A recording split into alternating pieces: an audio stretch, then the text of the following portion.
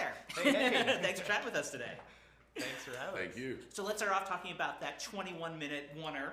Pretty stunning sequence. I think I can honestly say it's the first time I've ever seen a jailbreak go into a car chase, go into a train chase. So congrats on that. I've never seen that before. Chris, tell me about the mental and physical preparation involved for shooting a scene like that. Well, I was so excited the first time Sam pitched it to me, as well as terrified. It's like, that's going to be amazing, but this is a huge mountain to climb.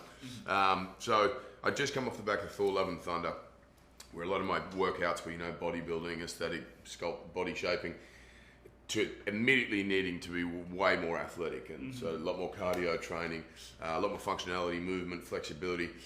And then we would shoot for 12, 14-hour days on top of the rehearsals after work and the weekends. And so the preparation was just to immerse yourself in the rehearsal, stunt choreography and so on as much as possible.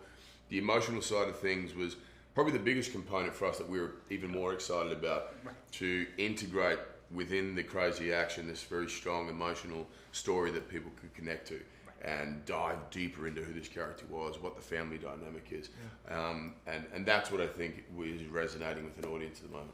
I think you need to be mentally prepared for it, because it's a very, of course, physically we were training 2 months before the shooting and while shooting was happening, but I think you need to be mentally prepared when you have to do one shot for 30, 40, 50 times and not go completely crazy, because every shot needs to be good enough so they can move on. So I think we all knew the character of this kind of movie that we were doing. So we needed to be quite zen about all these effort that we had to do. Big challenge. Yeah, huge. Big challenge for everybody. Right. That's what was good. That's something that we had in common. From production team, directing team, Everyone. stunt team, acting team, sound, everybody involved in the film was that it was a challenge for everybody. So it put us together. Right. It created a bond. Yeah, because you were all in it together. No, that's great. As sometimes you work in different, crafts, and so you don't get really to bond together. And that Warner just put it all together and created that synergy, I think, that is in the film, that you could feel as an audience. Right. Is there a moment that you remember messing up and having to do it again? Many times. Well, every take something is being messed up. Of course, you can also be part of that messing up. Right. But yeah. Well, Sam, when I come up with that idea of a 20-minute one-shot action sequence, I imagine back with film, the thing was always the film would run out after about 10 minutes. You have 10-minute mags going. Yeah. What are the hurdles when you're doing digital as I'm shooting this? What are the different skill sets? Well, I actually think digital makes something like this possible. It's because the size of the cameras just keep getting smaller and smaller and smaller, but the resolution keeps getting greater and greater and greater. So we had a camera, we used the red Komodo that was the size you could fit in your pocket almost, and we tried to have some small lenses, so it allowed us to film things in a way and from a point of view that you may not have been able to do 10-15 years ago for sure.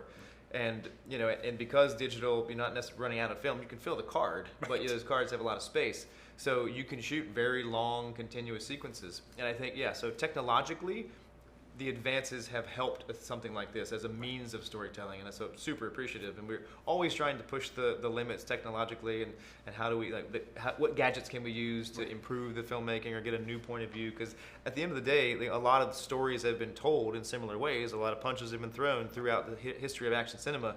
The unique part, I think, becomes in how you capture it. What point of view are you lending to the story?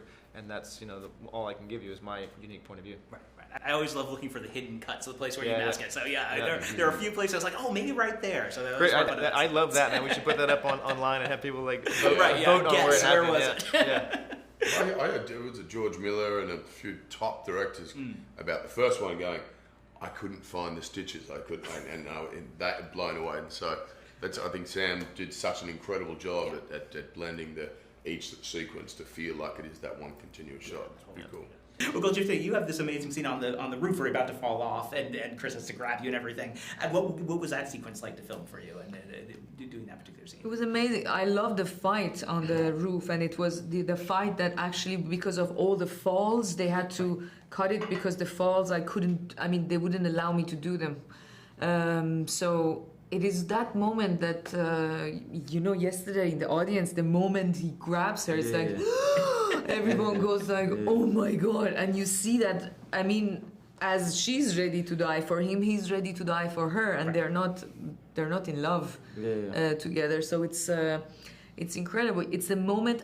That's what I love about this movie. It's like the action moments, they are somehow pregnant of emotions and meanings, because the fact that it's so entertaining, he goes and grab her, but why?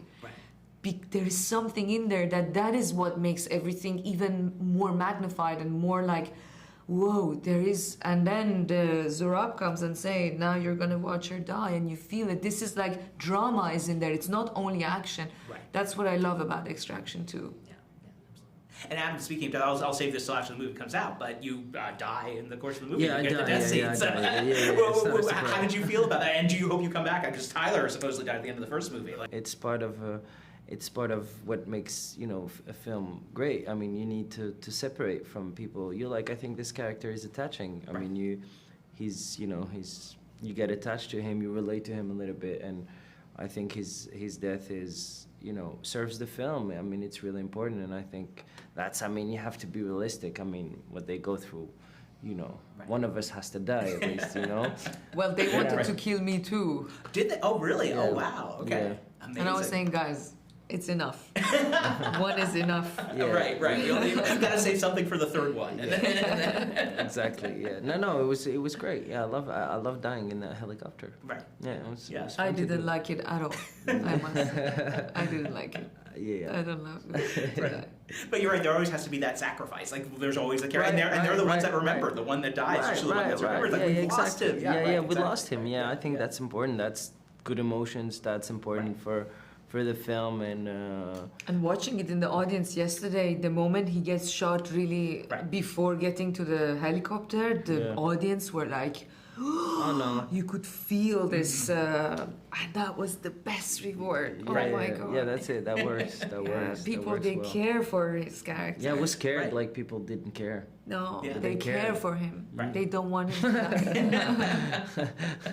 Well, again, maybe the third one they'll find a way. To figure it out. There are. Yeah, cloning. There we go. Exactly. Yes. Exactly. So like someone has access to special technology or No, whatever. but definitely the relationship we had. There's something to explore, even in backstories. Yeah. Never know about prequels and Oh, stuff. there you go. Exactly. All Right. right. I love it. A prequel with the two of you. No, before Tyler You're never shows really up, right? dead in the film industry. Never.